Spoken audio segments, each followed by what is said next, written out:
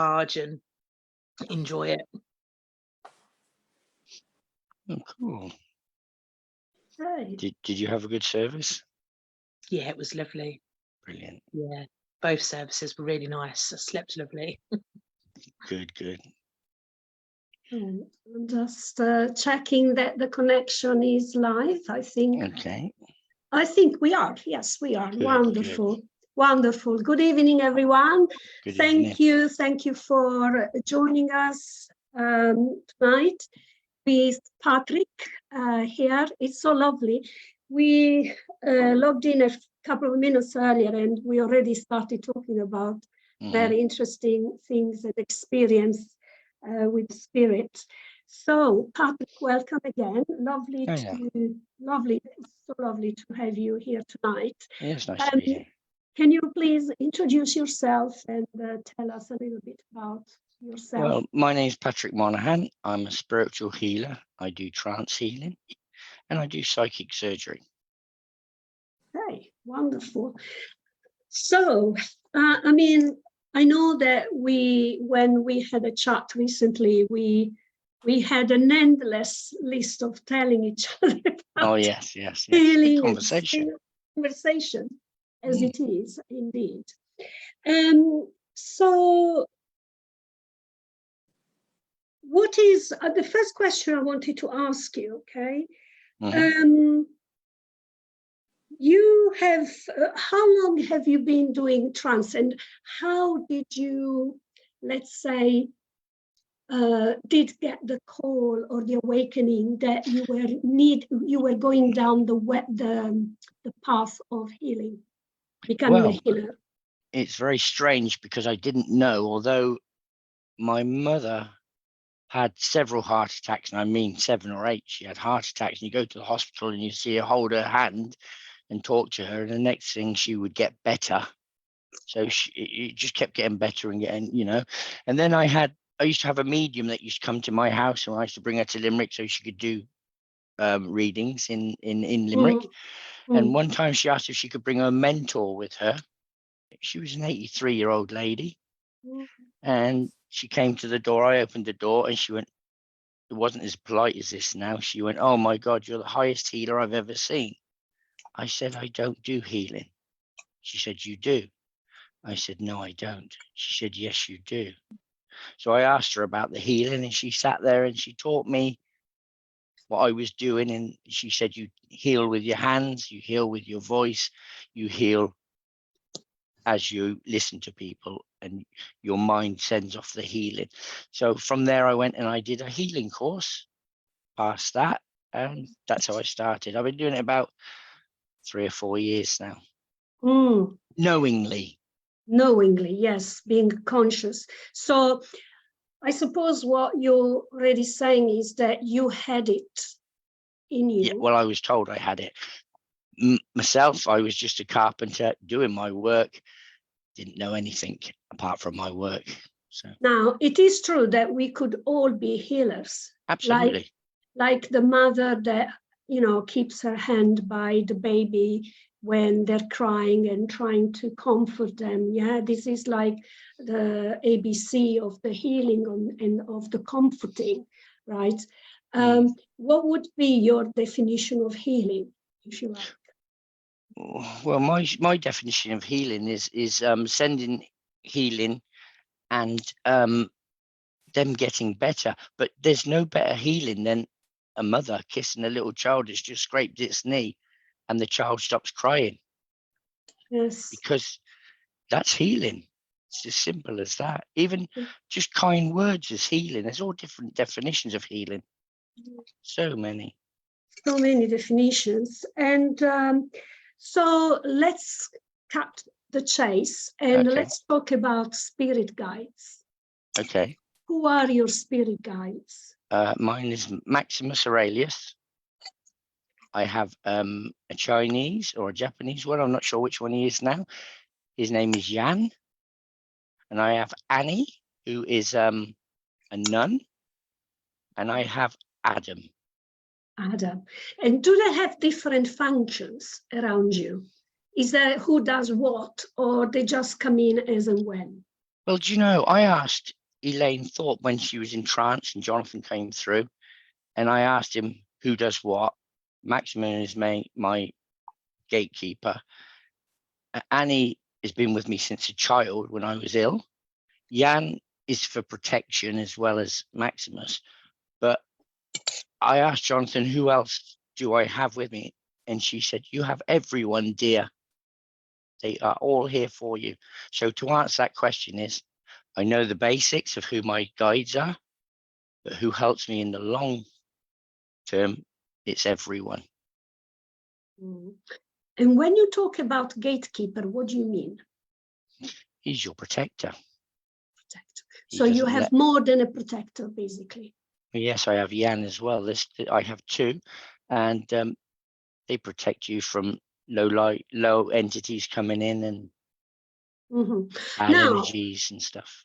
That's quite interesting what you're saying, because today one of my clients, I did some readings and healing this afternoon, and she said, we were talking about spirituality, and they said there is no such a thing as negativity, or there is no such a thing as darkness. Okay. And I went like, no, that's not the way I see it. How do you see this? Is that true? Because some people absolutely not. It is true. There is darkness. There's negativity. You have negativity on Earth. So when they cross over, there's still going to be negative. It's not going to change. You know, they have to go through the realms and be healed. You know, but if they don't go across properly, like you said, your friend, they stay around being negative, like your friend saying, you know, you could crash. Yes, exactly. You know, there is negative without a doubt. Sasha would tell you the same. And this is what I was saying to this lady. I was saying, you know, the thing is that as much as we have female divinity and masculine divinity, and we are aiming to try and find this balance, which is one of the purposes, one of the things we need to learn as a human in a body, in a human experience. So it is, you know, the negative and the positive, because if you think fear, for instance, which is perceived, it is like a negative feeling, if you like, which is determined by so many other emotions, right? Yes. They come from the ego. The right opposite to fear is actually love, right? Absolutely. So it's like, I don't know, there are these days, there are a lot of light workers that do tend to, and we all have, you know, the right to our own opinion, but I think there are certain elements that are actually, I would have imagined they would be given for granted, but obviously not, because some people say that, right?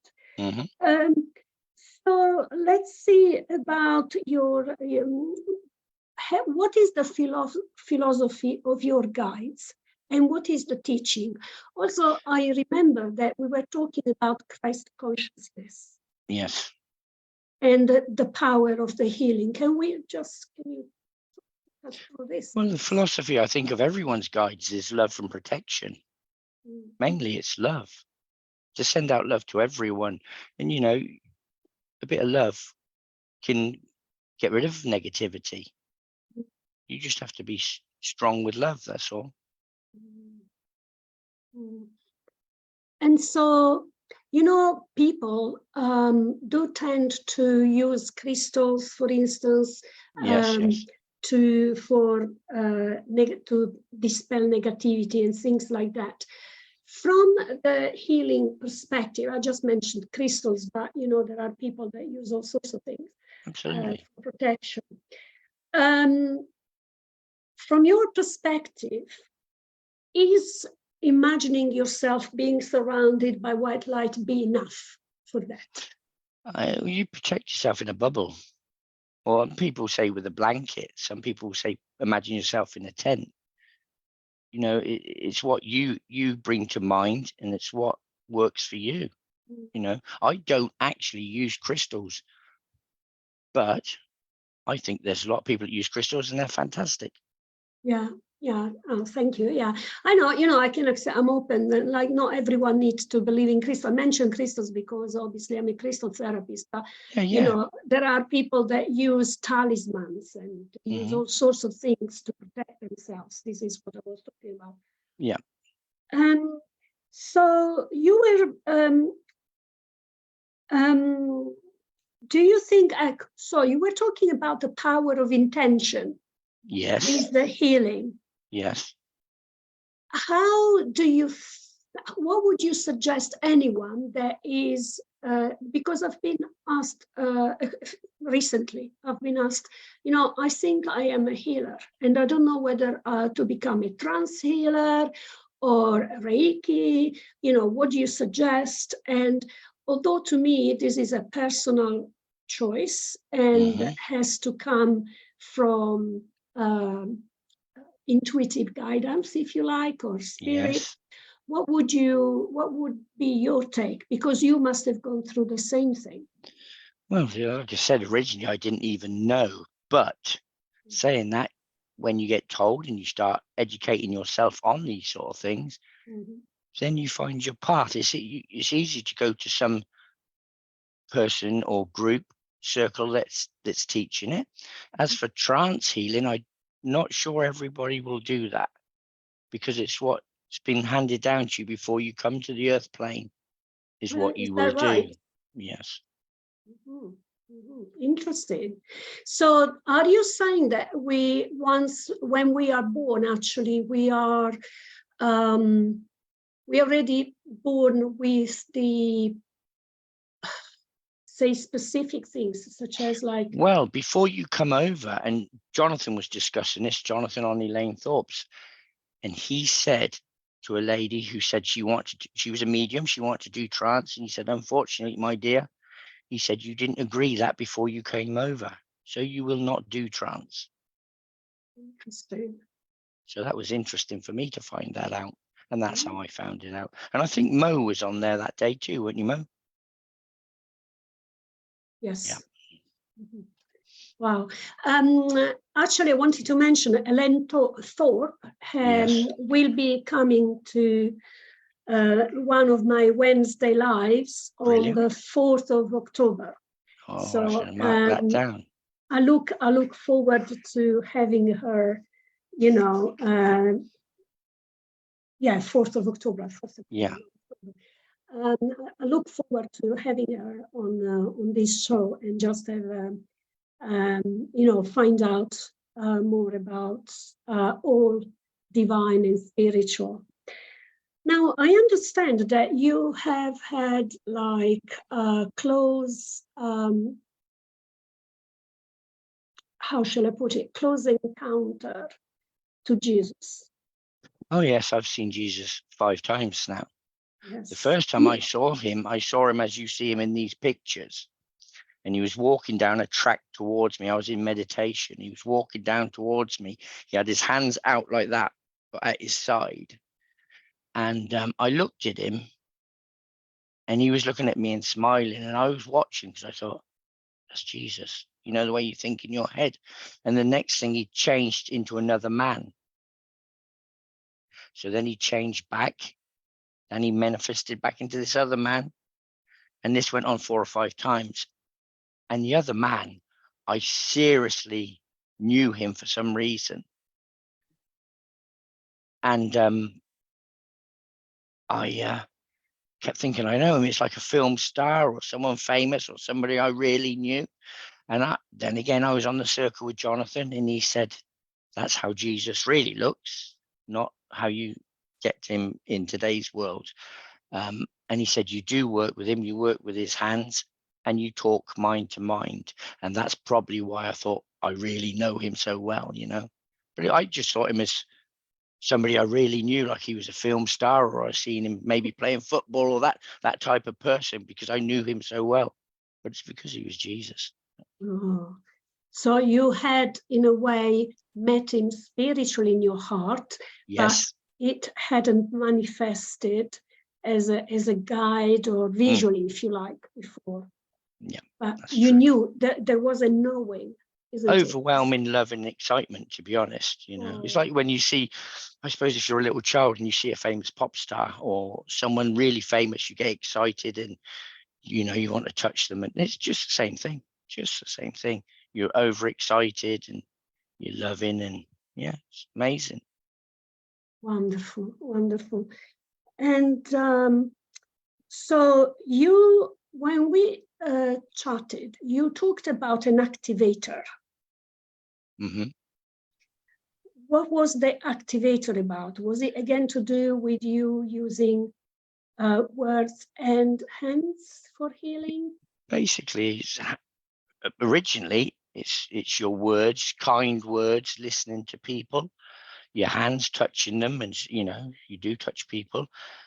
There was many things that you do, and I didn't even know you do it, you know. So a smile, even a simple smile, is enough to lift someone's day, you know.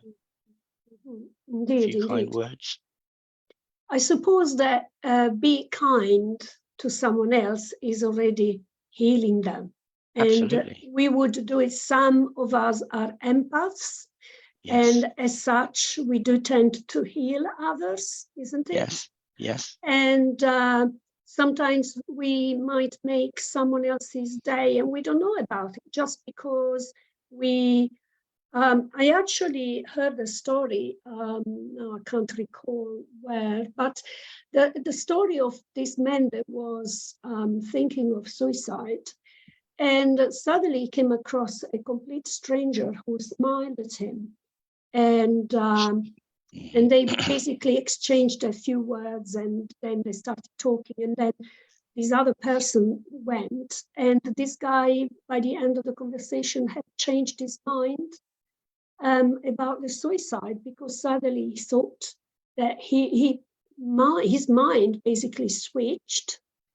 Yes. And so it was an act of kindness. This casually, was it something that happened, you know, by case, or you know, that you're there, you appear in front of someone, you make a difference, you go, and this person is changed forever. Yeah. So, and so yeah.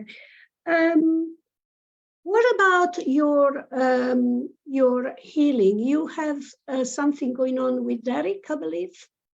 Oh, we do a circle on a Monday. Okay. We sort of like teaching.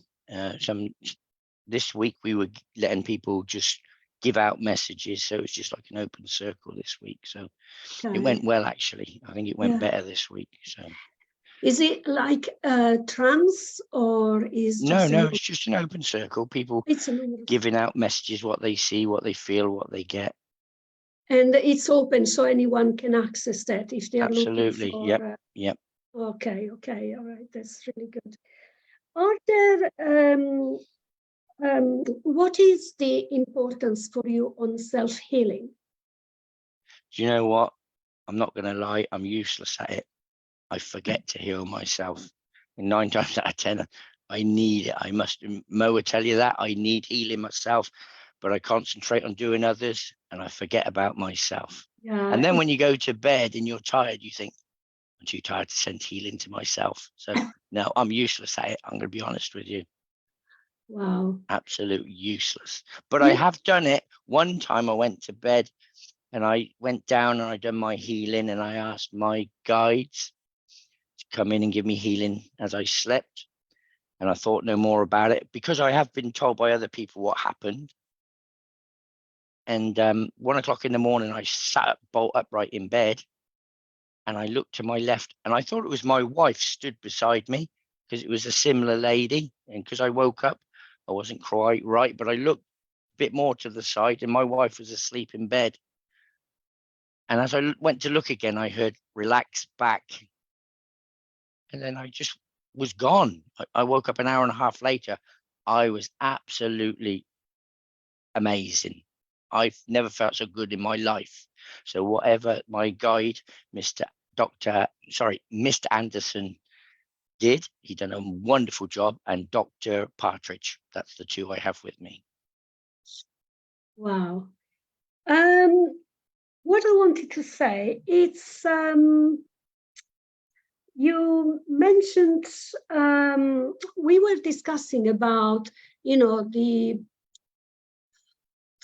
we touched base earlier on how to find out whether we are born healers or not. But then we talked about being empaths and the process of suffering in life. What is the purpose of that? Because some people say, why would God let me suffer so much? Well, that's a simple answer, really. If you don't get the pains that other people get, you can't empathize with them. You can say, oh, I feel your pain, and you don't. You know, there's so many different things.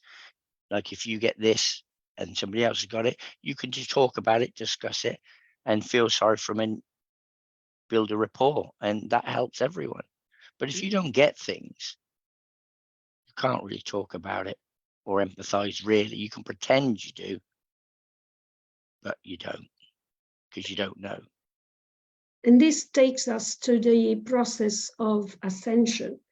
And this is a widely now used word, and I don't think everyone knows exactly what this is about. But the process of ascension is the process of coming back home, meaning to our own soul, and awakening, reawaken to the fact that we are a soul with a body, not vice versa. Absolutely. Yes. And the process of pain and suffering is the activator for the research of our own soul, and following that, the research of our own life path as well. So,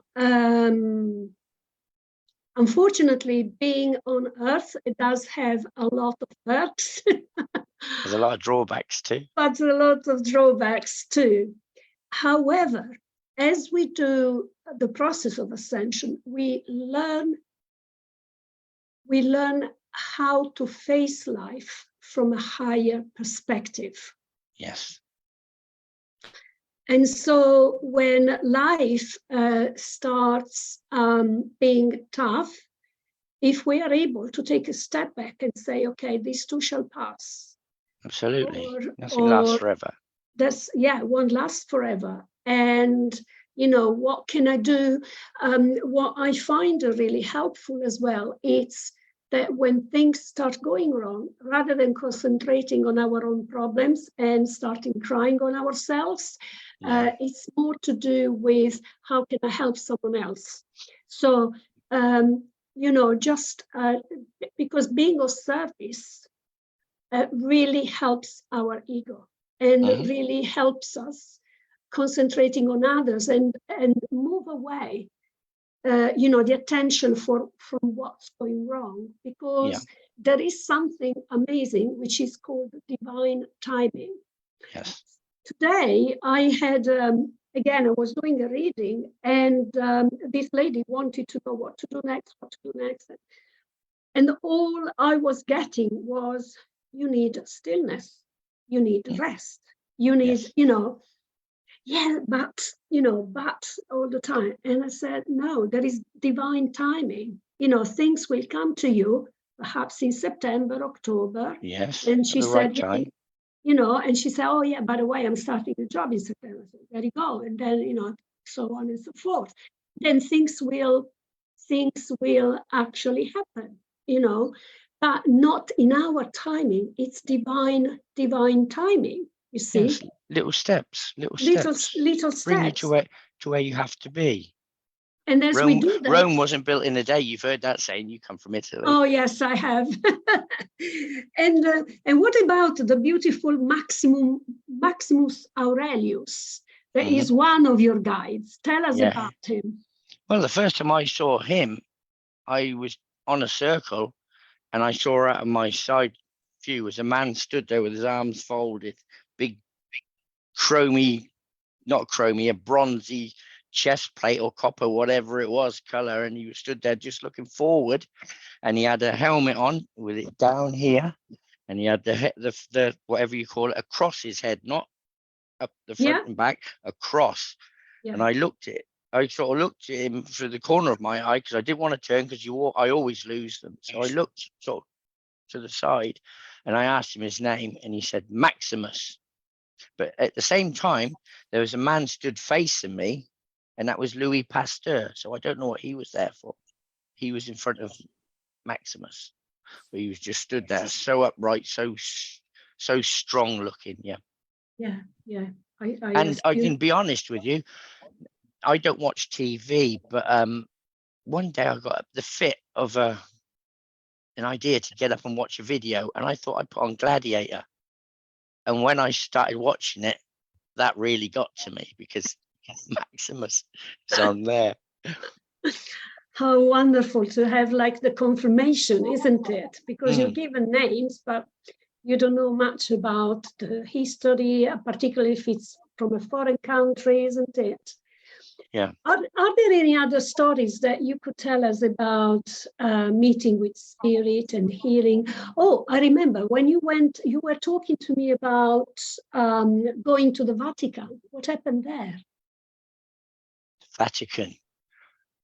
I've had so many things happen. You'd have to bring that back to my memory because. Well, it was about a priest praying, and then. Oh, the monk. The monk. Okay. Yes, I went into the church part, and as I was walking in, because it's a big place, I was walking in, and he was kneeling down. But as I started walking in, he started to get up. So by that time I got closer, he stood up, shuffled sideways out of the pews and came into the main way to walk out. And he looked at me and he beamed with a smile. And I was looking at him and he walked up to me and whatever he was saying in Italian, I would not understand. But he talked for about 2 or 3 minutes and then he passed me his rosary beads, which I always have them in front of me. Beautiful. So I kept them. And I went in, said my prayer, and as I was leaving, he was to the side again and he shook my hand and started talking again. But I didn't know what he was talking about. I'd love to have known, though. It was very powerful. I bet it was probably powerful for him as well, because he obviously saw something in you by being drawn to you, right? He saw something that I probably wouldn't see myself. Because I've always said I'm just Patrick. Yes. So, and tell us, what is the experience of a medium and a healer in Ireland? They don't really believe in it too much. They think you work with the devil if you start giving that information. Because I was here one day and I was looking out the window drinking a coffee, and I quite often daydream, and that's when I sort of see things. And I watched the next door neighbor that had been dead probably 11 or 12 years walk across the field. So I said to the lady next door, I said, I saw John walk across the field today. She said, oh my God, you're working with the devil. She didn't want to know at all. Oh gosh, she switched me straight off. So I didn't say another thing. But I had another one today, and I was telling Mo, I was having another coffee, daydreaming out the window, and I saw a Labrador walk across the field, go behind, there's a bit of a hill, went behind that hill, and that was it. And I thought, that can't be a Labrador, because a Labrador died last year, had cancer of the hip, and it died. And I thought, that must be my dog. So I went outside, and I was putting the food out, and I thought, I'll have a look, see if my dog was still there. So it was the Labrador that died last year that was walking across the field. Because it's such a distance away, it's hard to see. I haven't got the greatest of eyes, you know. They quite often blur down when I'm doing things. So. Yeah, I know that. I have happened to speak to a number of Irish people that, you know, are spiritualist, medium, and they've all been, you know, expressing, how can I say, the disappointment that, you know, they wouldn't be accepted in a family, you know, and that life would be so tough on them because they couldn't have, you know, when spirit manifests to you, and you can start seeing and hearing spirit, Yes. there is no stopping. So, you know, it's very difficult if you are in a society. I mean, I'm Italian, so I've had a similar experience myself as well. They're half and half, aren't they? Some believe, some don't. So, no, absolutely right. And in Italy, actually, you have probably, we have lesser practicing Catholics than other Catholic country, just because we have the Pope on side. So there is a huge split in the middle. So you are or you're not, and there is nothing in between. And and so. But the funny thing is, the lady that said you're working with the devil, she looked after her husband's father. He was 92, and he had a few little mini strokes. And he was actually the man that made me believe in it more, because he was sick in bed. And I went over to him, and he was a very odd man in a way, because he was always funny, dry sense of humor. He was 92 in bed. And I went with the neighbor who'd lived here all his life. And John went into him and said, "Hello, Martin." He said, "I don't know you at all." He said, "I'm John Kaler." He said, "I don't know you at all." And he went on like that for a while. And I was out in the kitchen and I was listening away. I thought, oh my God, he won't know me. So anyway, John came out. He goes, "He doesn't know me at all, Pat." He said, "He's not going to know you." I said, "I was thinking the same, John." So I said, "I'll still go in and see him anyway." So I went in. I said, "Hello, Martin." He said, "Hello, Patrick." So I started talking to him in that. And I said, "Listen, I got to go, but I'll be back on Tuesday." And he went, "Tuesday?" And he looked up into the ceiling and he looked back down at me and he said, "What time?" I said, "About 10:30 in the morning." He looked up to the ceiling again and he was staring up there, and he looked back down again and he goes, "You'll just make it." I said, "What do you mean I'll just make it?" He said, "I'm going Tuesday." And I said, "How do you know that?" He said, "They're telling me up there." And I'm actually going stone cold now. And I thought, he's not going to die. Anyway, something happened on the Tuesday, and about 11 o'clock, I got a phone call saying that he died at 11:15. So I missed him. But he knew all this was probably a Thursday or something, like 4 days before. He knew when he was going and everything, nearly down to the time. He wasn't bothered. And I thought, that's cool. Yeah, actually, that's funny enough. That quite reminded me of my granddad, because he knew in advance the day and I believe the time. Yes. He would have died, and he made sure that he, you know, in during the wartime, they had like the widower's pension and all of that, and he had to make sure that my grandma signed the papers on time before his death. And when the Sunday came, he wasn't feeling well. So he said, you know, send for a taxi to take me to the hospital.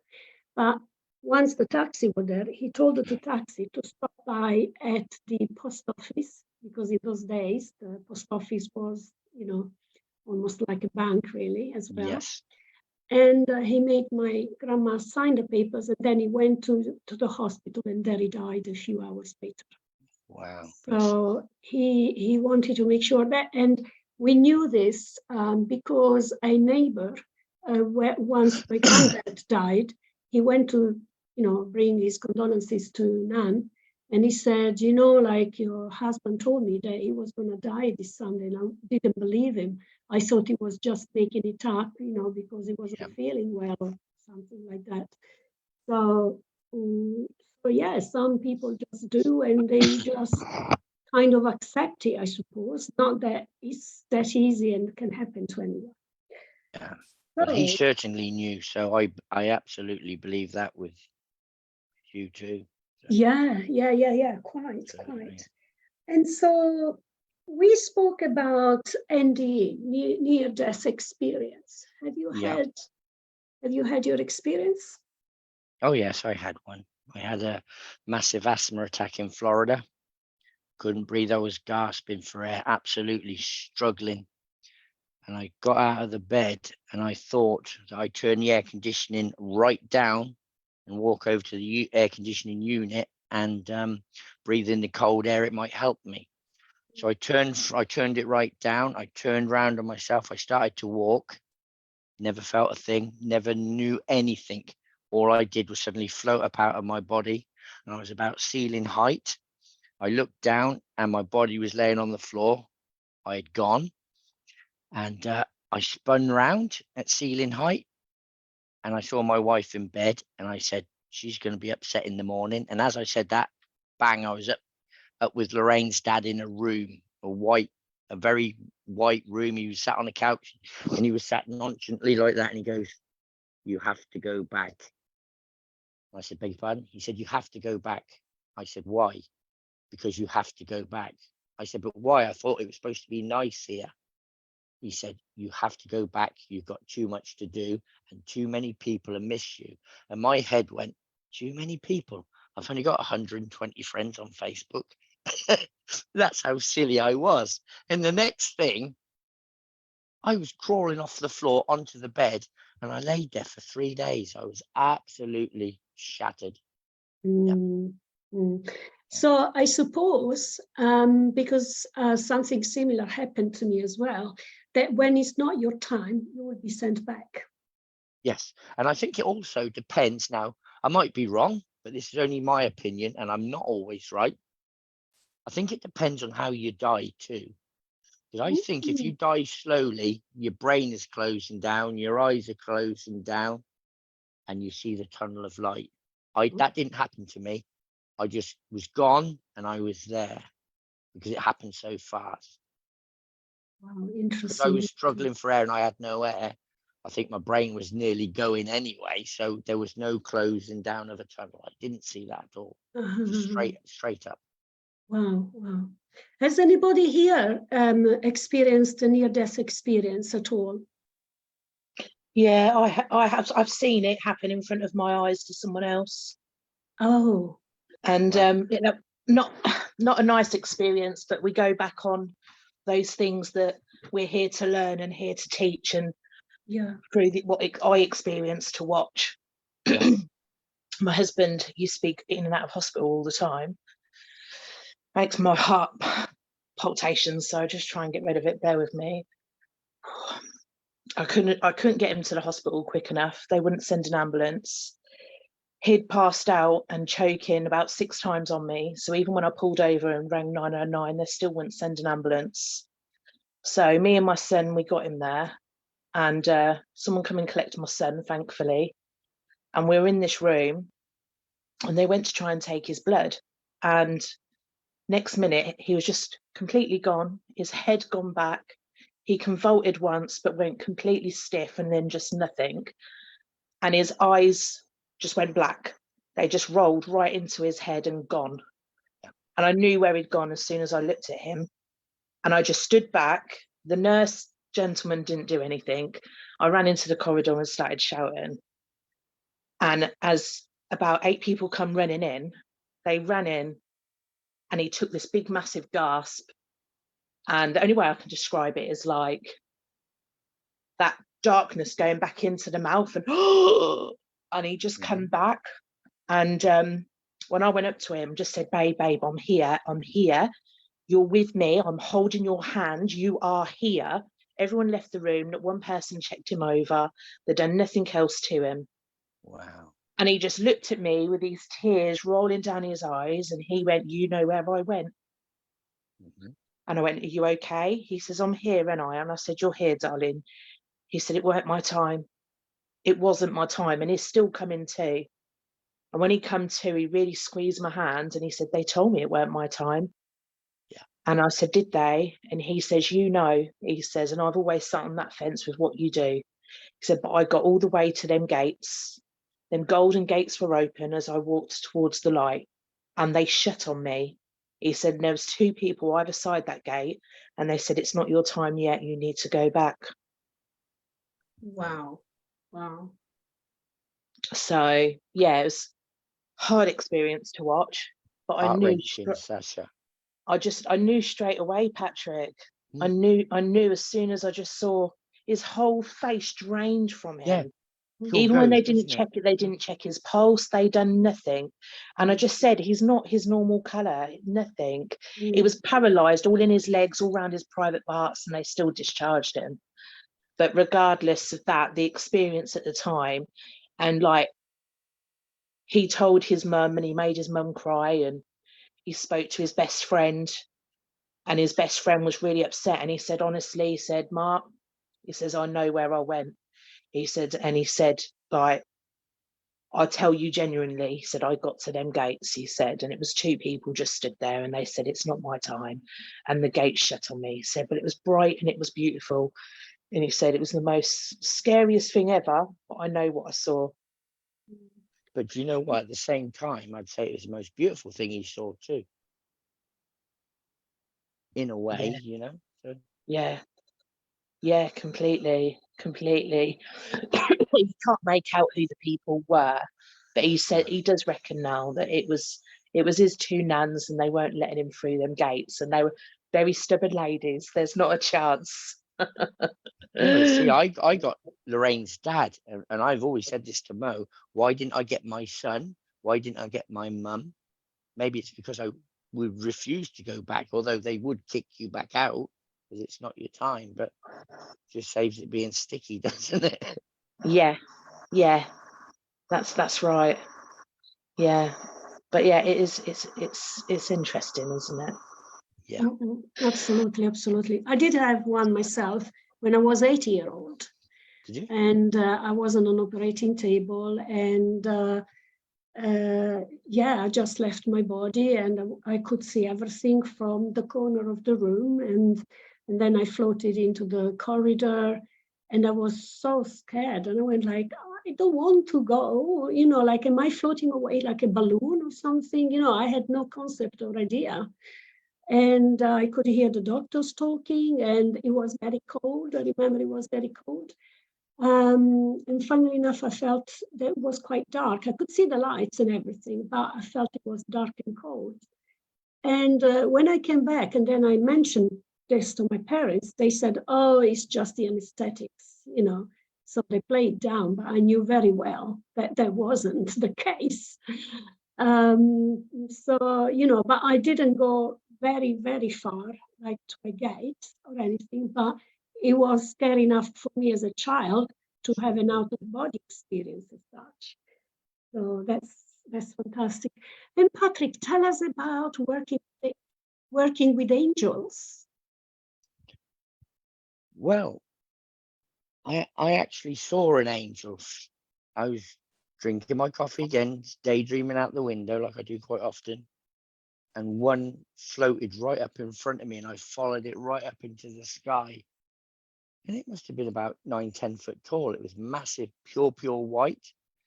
And I sort of shook my head and came out, and the angel was gone. And Ben told me who it was and who I work with. And I When said, you say Ben, who do you mean? Ben? From Nothing Fancy Church, I can't remember his surname. Thank you. What's his Ben surname? Aylward. That's it, yeah. He asked me who I worked with. I said, because I was new to it. I don't know, I said. He said, what do you mean you don't know? I don't know who I work with. I said, I ain't been doing it long. He said, but you saw an angel the other day. Oh, I did. I said it floated up in front of me. He said, yes, that's Archangel Raphael. I said, oh, okay. And he said, who's the other ones you work with? I don't know, I said. He said, you should know.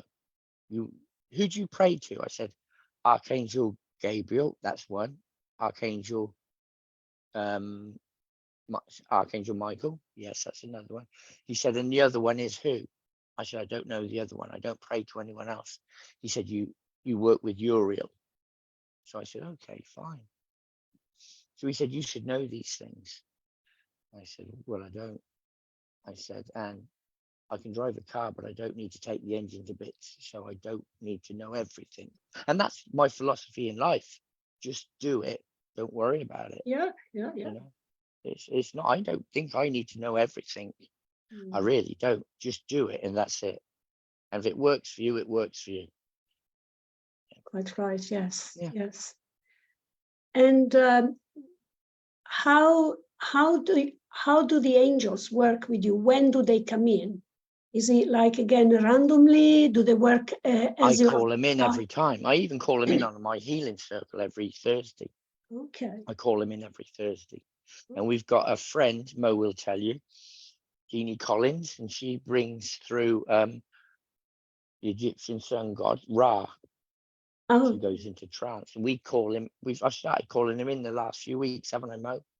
And he comes in and he gives us philosophy and talks and tells us. He talks like he's fantastic. Isn't Ra connected to the sun deity? Yeah. Yeah, that's the one? Yeah. That's the one. Oh wow, that's really powerful then, because Absolutely is powerful. It's absolutely beautiful to listen to. yes, Every yes, I believe. Thursday, and every Thursday now I ask him to come in. And he seems to Nice. do it. Yeah. So Nice. thank God for Jeannie. Yeah, yeah, absolutely. And nothing happens by mistake here, is it? No. When No, 'cause spirit. the healing circle, we're like a family anyway, you know. Yes, I believe so, because people will be more or less at least a nucleus of people that keep coming back every week. So, Yes. you know, they will find, well, they will build the foundations, if you like, isn't it? Absolutely. And then it becomes that it's not my circle, it's my Zoom, but it's our circle. We're Yeah. all one family. It becomes, we're just one. And that's wonderful, because that's how a circle would be. So for people that are, they want to investigate their spirituality and they want to develop their connection and find out about who their spirit guide is and all of that, what would you suggest to them? Well, I always go on the questions and answers by Elaine Thorpe, and Jonathan comes through, obviously, and we ask him our questions. I Okay. asked him about Maximus. Yes. I asked him about any other guides. He's given me all my guides. He's given me the nun Annie. Well, I knew about the Annie. Adam is the trance guide, and Archangel Paul, who I have. Oh, okay. But I actually went into trance without me knowing one time there a few months ago in the kitchen. That's what made me start learning trance. I was cooking the dinner and I was doing the potatoes, and I poked them with the sharp knife, and they're a bit hard. And I stood back, and all of a sudden I saw nothing. My eyes all went blur, and I could hear this Indian chanting, and I was listening to. In my mind, I was looking around to see where it was coming from, but I bet I didn't move an inch. I was just transfixed to where I was stood. But in my mind, I was looking around to see where it was. It went on for about 10, 20 seconds, and it stopped. And I just carried on just for daydreaming there. And the next thing, it started again. And it went on for about 10 seconds. And I thought, ooh, and I shook my head like that. I thought it was then me. And I turned around because my wife was reading a paper on the side. And I looked at her. She was looking at me, smiling, absolutely beaming. I said, "Did you hear that?" She said, "It was you." I said, "It was me." She said, "Yes, but why did you put on such a deep voice?" So I then, a bit later on, a couple of days later, I think I was on Jonathan's, maybe a week, and he told me who it was that came through. Wow. So that's how I learned my stuff, is through Elaine Thorpe and Jonathan. Yes, Well, yes. not all of the stuff I learned, but you know, when I see people, I ask, "Who was that?" Same as the man in Pompeii. I asked who that was. Yes, that's right. Isn't it wonderful when we find out the proof of what we've experienced, or the It messages? absolutely is, because a lot of times I see people stood in front of me. They don't talk. They just look at me and I look at them, you know, and that's what happens. They quite often, they're around here and I see them.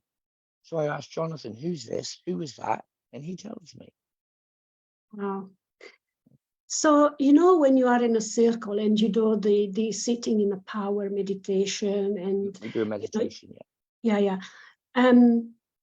How important is meditation in developing mediumship? Very important. There's some mediums that say they don't meditate at all, and that's good for them. But 99% of the time, meditation is what you need. You need to relax down, Right. calm Can your you, mind. yeah, can you explain more about that? Can you explain for the people that will be watching this video and they want to know about Well, it's just a matter developing? of slowing your breathing down, go with the flow, relaxing your body, drop your shoulders, let everything go loose, and just go down and just relax and feel at peace. And that's when you start, after a while, getting things coming in.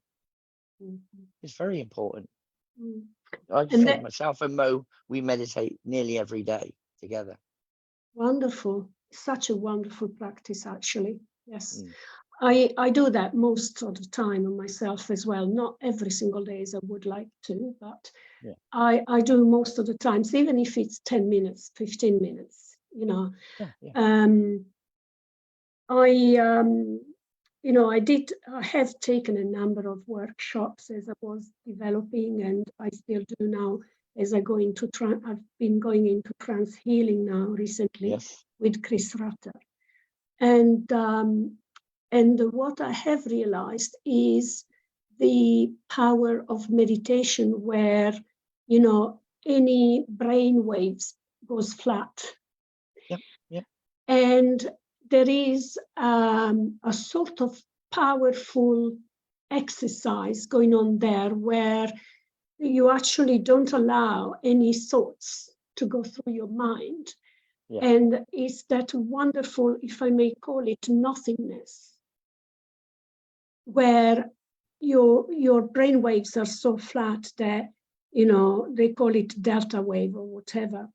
And then spirit is enabled to come in without any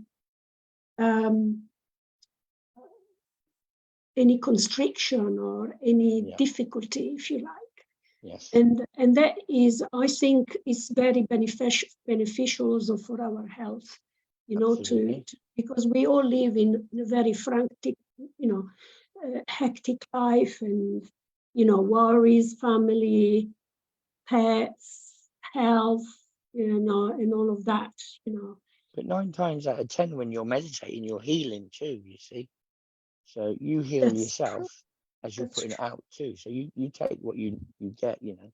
You And take quite what? often you can fall asleep doing meditation because you've really gone down. Yes, that's right. There's Yes. not a problem with that. And do you? So you practice every day, and so what would you suggest to people that want to go down and do meditations? How would you suggest? Because, you know, when I came in first training as a medium, I had no idea what sitting in a power was, what that meant and what that entailed, and all of that. Yeah. So what is the easiest form of meditation you think you could suggest? Well, what I started off doing, and I just looked on YouTube and played something that resonated with me, something that I enjoyed. Some you'll play and you think no, and you'll play no, you play another one, you think that's perfect, and you just relax down, do your breathing, and let it play away, and then just doing your meditation. It's as easy as that. I think, as you mentioned earlier on, the power of breathing, it's fundamental, really, because it's reconnecting to spirit, isn't it? Absolutely, yes. It's reconnecting to spirit, so it's something very, very important. I just wanted to ask one more thing about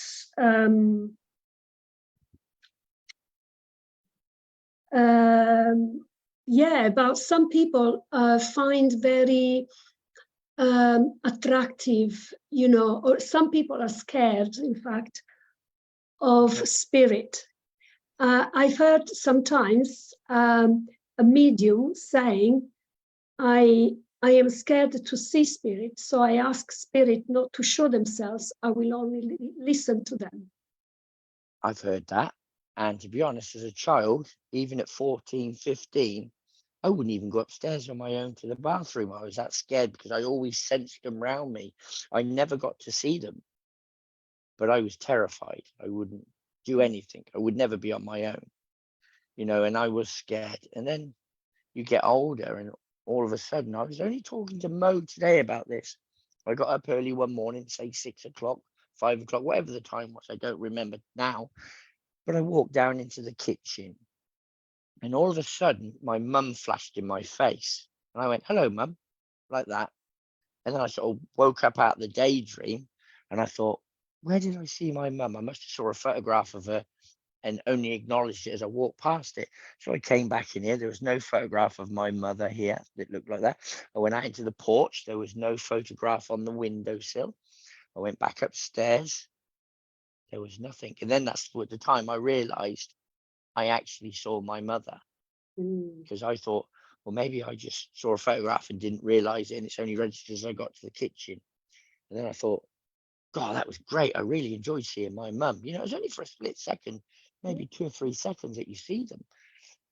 And I thought, that's great. And since then, it's opened the door that when I see them, I actually smile. You know? Isn't that beautiful? Yeah. Yes. Yeah. There are people that one of my aunties, she told me that when she went on holidays once, she happened to see an older man coming down the steps, and she thought she knew who he was. And so she did ask a family member, and they said, "Oh, but he died 2 years ago," and she didn't know. So she gave exactly the description, and she's not a medium as such, but she just happens to see spirit. That's good. But she, in that context, it was during actually a wedding, so daylight, broad daylight, you know, and she just saw very clearly. She could see what he was wearing, his hairstyle, the facial, you know, details and everything. And they told her, "Well, he died 2 years ago." She was like, okay.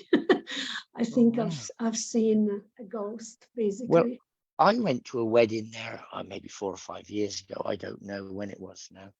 I'll have to talk to my son about that. But I was sat there with all the congregation, and all of a sudden my ear pressured up, and I heard Joe. Joe whispered in my ear.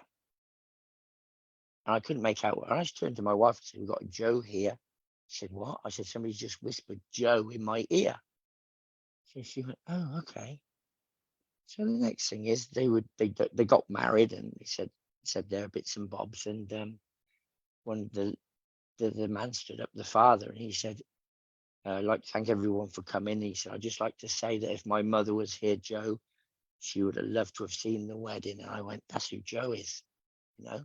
So anyway, about 3 or 4 weeks later, I woke up in bed, and all of a sudden I must have gone into a bit of a daydream, but I saw this lady sat on my bed, and she was going like that with her finger, pulling across her palm down her finger.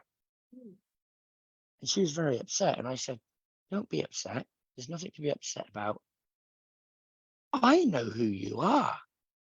And she sort of stopped from the upset face. She sort of stopped. I said, "You're Joe." And with that, she started beaming, smiling. And I went, "Wow." I said, "Don't be upset, Joe. Everything could be all right." And with that, she smiled, and then she faded away. Well, I rang my friend, and I said, I got your nan here. That's the daughter that got married." I said, "Can you explain to me why she was rubbing her fingers down her palm, down her finger, and like pulling away the wedding ring?" She said, "Because she took them off to do the washing up." And she said she went upstairs when she finished to get some clothes or do something. When she come down, all her rings were gone. Somebody took them all. She was upset. And I said, "That makes sense." Oh, She was wow. very upset. Oh, Yeah. She still so brought it with her when she was over. That's amazing, isn't it? that's amazing, you know, and it's lovely to be able to tell these stories. And you know, is what was your experience? Do you remember? I don't know if we spoke about this before, but do you remember your life as a fetus in a womb? No, I Or- don't. No, we did speak about it, and I said Yeah. that Ben knew all the way back. Yes, Ben does. I do not remember You anything. don't. No, you don't. No, I remember because as a child getting things and saying things, and my mum would tell me to be quiet, and my dad would tell me, "Oh, shut up." That was the truth. okay, so that was the Irish cultural thing, isn't it? That you were not allowed to talk about it, isn't it? No. I have had with me for about 18 months a 14-year-old child that since childhood, like very, very young, could see spirits around the house. But the mother was very, very open-minded. In Italy, this was. And the mother contacted me, word of mouth, and she wanted me to give spiritual training to this girl to help her actually develop, her spiritual skills and deal like. So I did like a mini circle with her basically every week, and I taught her all sorts of things and developed her psychic skills. And we were doing exercises, and she was so excited about that, And she did it for about 18 months. And it was amazing how, her mother was fully supportive. She wanted to know what we did, and she was confirming to me that, and what is the homework? And I'm just like, oh my God. It was like Harry Potter, like having a teenager learning and the mother trying to help her. What is the homework? What does she need to do this week before she sees it? It was amazing, isn't it? Yeah, it is amazing. It's like I went to a party one time, and one of the couples had their children there, and there was this girl about 11, and she kept staring at me, and I wouldn't look at her. I looked at her, but I wouldn't keep looking at her because you can't look at children like, but she kept looking at me, and every time I looked, she was looking at me. Then the next thing, she walked over to me. She was only about 11. She said, "You know, you got a lot of spirit around you." I'm like, what? I wasn't scared. I was just so shocked she could tell me that. Yes. I said, "Yes, I quite believe you." Yeah, little child told me that. Oh, wow. I even discussed that with my wife. I said, she could see everything. Wow. But she kept looking at me, and I was looking at her and trying not to look, Yeah, So I was wondering, what's she looking at? Yeah, I work part-time in schools, and you'll be surprised how many children are actually quite switched on with spirit. It's just that they don't talk about it. Yes. And when, as a teacher, once I gave way to that, did you see ghosts? Yeah.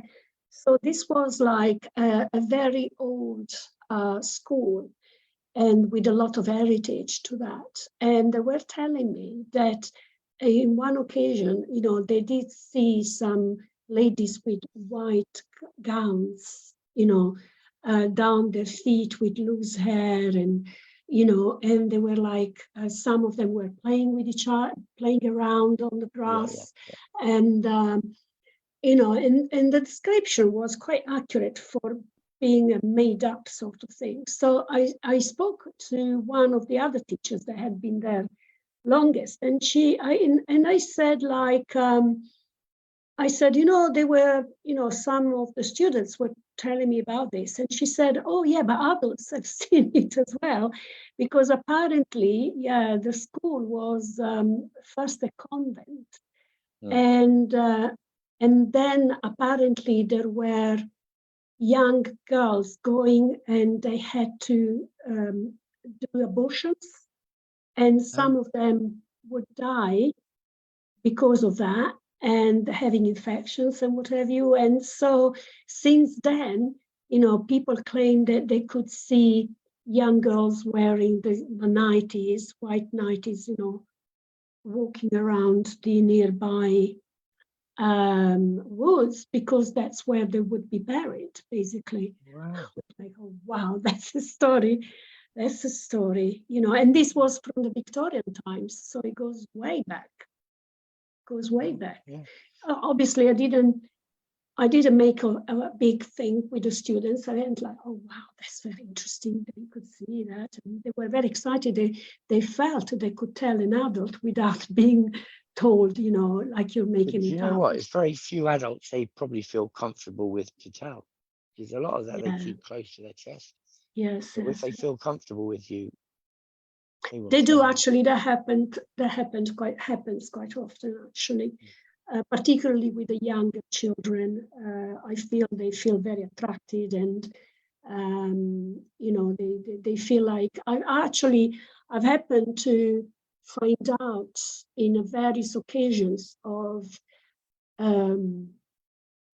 things that they had never told at school regarding family and abuse and things like that, which I obviously reported to the safety team in the school. But, you know, it's, yeah, I suppose when you are a light worker, and not just me, but people will feel like attracted to your light, and they don't even know why. So I'm sure it must have happened to you as well. Oh, you get it all the time. You get, and I'd say there's a fair few here that people come up to them and tell them their life story within seconds and minutes. You know, I've had it so many times, and I'm sure many here have had that too. Yeah, yeah. You know, so. Do you find that people sometimes, when they find out that you're a medium, they want to ask you questions, or they challenge you? I don't really tell them. You don't tell them? I don't tell them much. I did go to another wedding one time, and the lady said to me, "Oh, you're a medium." She said, "Can you give me some information?" I said, "This isn't the time or the place." I just left it like that. Yes. I never say I'm a medium. Yes, yes.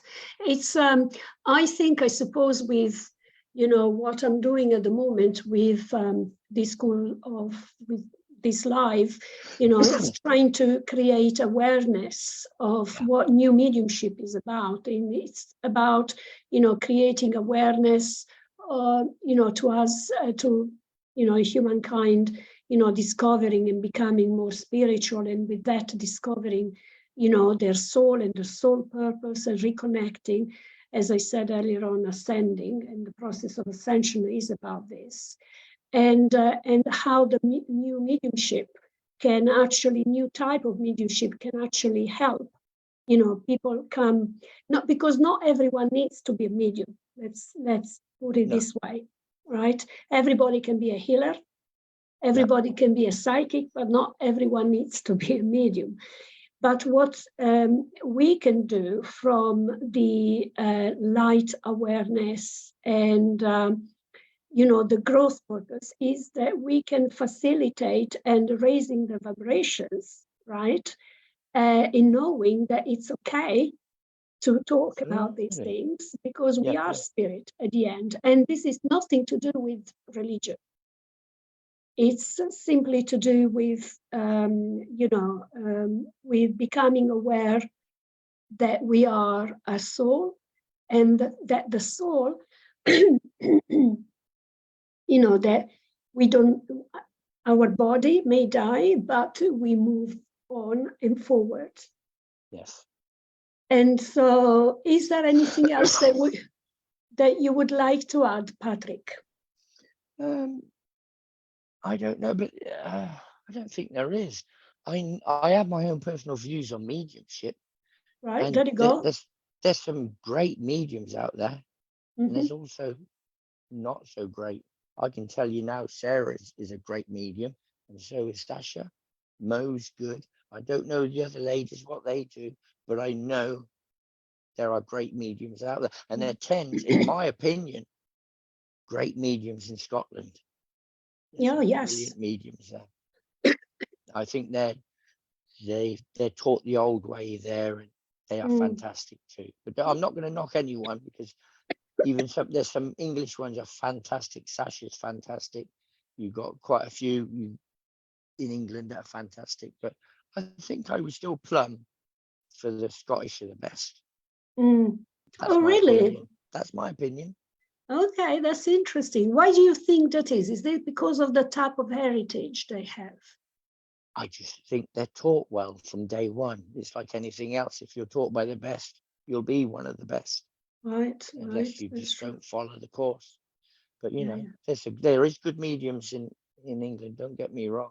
Yeah, but I've always met some really good ones in Scotland. Wow, interesting. That's That's interesting. only my opinion, though. Yeah, no, of course, and we People will accept be that. listening. I say, I don't agree with that, but that's up to them. That's fine too. And it's wonderful, you know, and everyone can have their own opinion, and they should. Yes. Yeah. And you know, and just because you express an opinion doesn't mean that the person is right or wrong either. No, it doesn't mean I'm right And at that's all. personal experience. And this is what I think, what I have been told by Spirit is that we need to start opening up and become more open as a community to accept diversity. And I really mean so. Because we all come to Earth, we are born with different purposes and, you know, with different aims and experience. And so we need to accept someone else's point of view, which is different from ours, because we're all born with different settings, if you like. Yes. And that's also fine. And if you don't accept others' opinions, that's just your ego kicking in, isn't it? You know, Yes. and I'm going to tell you now, Sasha down there, leaning on her hand, we have discussed about working together several times, and we still haven't done it, Sasha, have we? One day. One day we will. So, Patrick, thank you so much for taking part this evening. You're welcome. It's been truly lovely chatting to you and having everyone to join us on Zoom, and just to hear your experience and you know, your tips, you know, like on different things and meditation and so on and so forth. And thank you everyone for taking part. So next week we will have Colin from Menorca, and he runs a school for conscious development. So he has very interesting approach to conscious evolution. He actually, when I spoke to him last time, he was in the Czech Republic because he has a development group there as well. So it was, so I look forward to having him on. And again, Patrick, it's been brilliant. I know we will speak soon again. There's a lady's got a question for you, I think. Oh, sorry, I didn't see that. Yes. Can anyone tell me if there's a difference between spiritual healing and Reiki healing? Right, Patrick. Spiritual healing, in my opinion, is the highest, but Reiki healing is good. Don't get me wrong. I've had Reiki healing done on me. It's brilliant. But I still think, in my mind, spiritual healing is the highest. Sasha might tell you different. I don't know what you think, Sasha. What do you think? I'm Reiki qualified and done lots of trance healing and spiritual healing. I think the way that I look at it is it's all a form of energy healing, and it's your intention that you're setting and how you're working and how you're healing, really. But it's all a form of energy. It's knowing what the energy is and how you're working into what's happening, to what's activating in you, or what's activating in your guides and what they're highlighting at the time. Again, your psychic sort of healing's a little bit different, isn't it? You know, the surgery healing, again, psychic surgery, that's the one, sorry, which I do, you know, a bit of that. But again, I'm very much for aware of the energy, and I allow the spirit and guides use me as a vessel and do what is necessary down to the individual. That's the way that I see it. The other one is transformation meditation healing, and that's running a meditation of healing, but at all times your client or your recipient is in the meditation, but also semi-conscious enough to make their own decisions. So whilst they make their own decisions and they become aware of the energy within their body, they're being responsible the whole time. So it kind of takes me out of the equation. They're following a meditation. Anytime they can stop, they can continue, Some get to meet their guides and some don't go any further because that's the amount of healing they're meant to have at that point. But some go right through to the guides, and it's almost like making the energy redundant, but fulfilling the replacement of energy within that body. So there's lots. I'm out of breath trying to say it. But I've done part one of both, but I understand there is a, I don't know if it's a belief within the SNU that Reiki healing and crystals shouldn't be used in the SNU churches. Yes, I've seen that actually going around. So if I may say, the SNU is pretty much like a church, and they have their rules and regulations. Yes. So if you are an SNU, if you're affiliated with them, affiliated, thank Yeah. you, and it means that you should not be using it, obviously. But not all mediums are SNU. Although, for instance, myself, I am trained by SNU. I had some fantastic SNU teachers, very well-known ones, trained extensively with them, but I am a crystal therapist as well. So, and they never said I couldn't train as a medium because I was a crystal therapist. No, So, not but being used in the church. yeah, so apparently, yeah, you're not allowed to use it. The SNU has been notifying that, but I suppose you need to go with what you feel is right for you at the end. if you have an independent churches can, because then they're not affiliated to the SNU Exactly.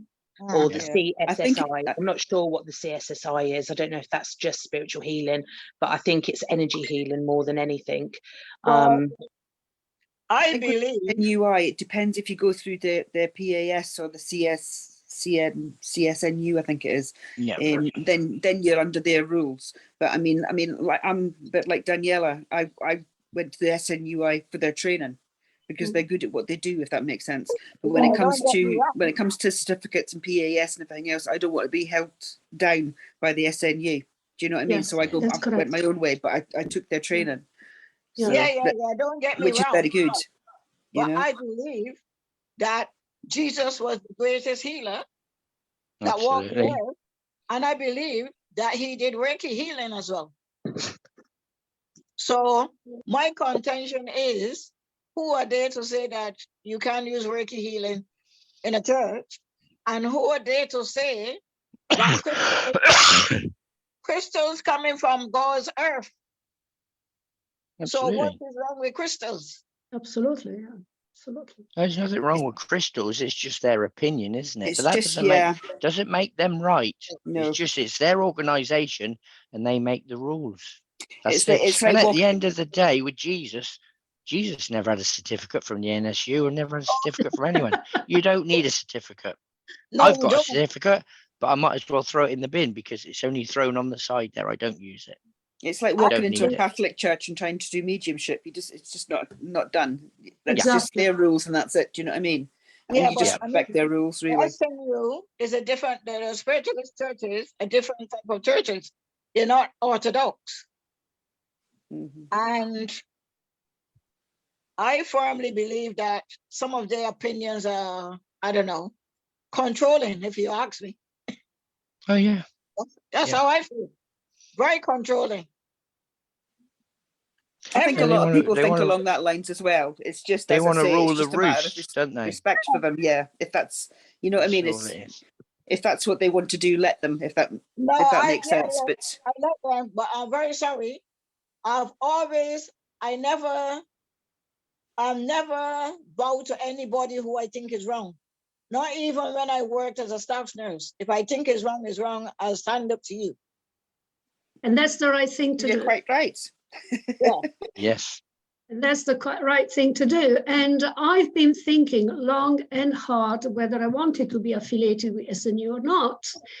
And then I decided that actually there were bit too many restrictions for my likes, so I decided not to.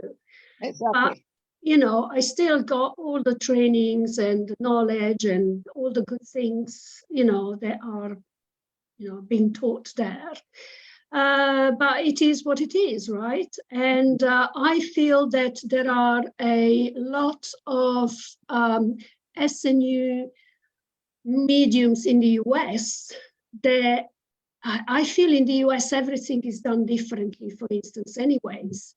So even if you are SNU, you end up doing your own thing somehow. And that's okay, you know. So yeah, but you know, this is the problem when you have a religion, okay? Because at the end of the day, this is what's happening. We are talking about a religion here. So you take it or you don't. You know, I am a Catholic, Italian Catholic. I was brought up with that. I loved it since I was a little child. I knew that there was something special about Jesus without knowing that he was an ascended master, without knowing. I just was in love with that. So I was probably the only one in my family that would not miss for a thing a Sunday Mass, but because that was talking to me somehow. But when I grew up and I realized that there was more to it and that we are a soul and I can speak directly to God if I want to, I don't need an intermediary.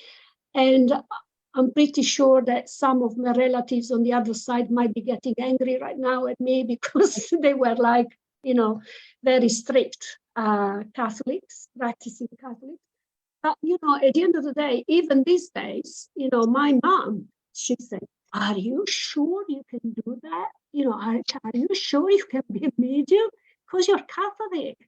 Say, Mom, yeah, that's fine, Mom, don't worry. You know, I don't even get there because I don't want to, you know, to go down, you know, a blind road, basically, because that's what it is. Because if you support an opinion and, you know, I'm in between, I don't want to clash, basically. So I'll just say, well, you know, it is what it is, basically, and I'll do that. So you keep making the choice, the right choice you think they are, because God gave us all, you know, the power of choosing, okay, free choice. So, and that's the best thing you can do, and just follow your instinct, because at the end of the day, that's what your soul is taking you along that path. I mean, I grew up in the Catholic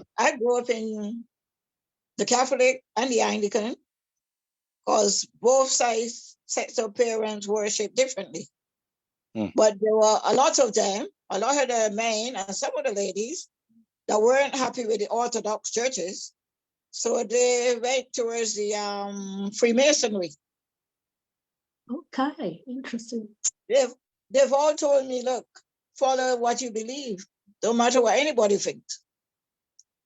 You believe in spiritualism, go down that route. Yeah. And thank God we can do that these days, because we are liberal enough in this society, right, to be able to do that. And yet we are not free enough. Yeah. So, and this is the purpose of, you know, me doing these lives, because I want to expand the consciousness, the acknowledge that we are more than we are told we should be, because this is what it is all about, right? Yeah. And so wow, that was beautiful. Thank you so much. Thank you for participating and asking questions. And I will see all of you and more next week, 7:30. And thank you, Patrick, again. You're welcome. Yeah, such a pleasure. So lovely Thank to meet you. Thank you, ladies, for being Thank here. you, everyone. Take And care. I will see you next week. Time for a cup of tea. Thank you. Thank you. Thank Bye. you. Bye. Bye-bye, everyone. Bye. Bye. Bye.